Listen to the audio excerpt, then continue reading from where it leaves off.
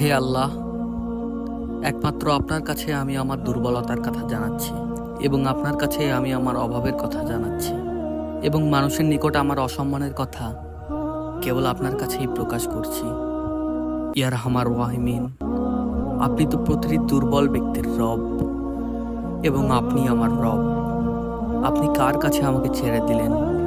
এমন অচেনা মানুষদের কাছে যারা আমার ক্ষতি করতে চায়, নাকি এমন শত্রুর কাছে যাকে আপনি আমার চেয়ে অধিক শক্তি দিয়েছেন?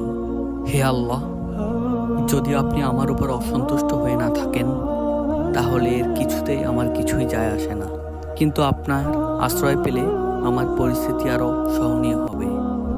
হে আল্লাহ, আমি আপনার চেহারা নূরের কাছে আশ্রয় চাই, যা সব অন্ধকারকে উজ্জ্বল করে দিয়েছে।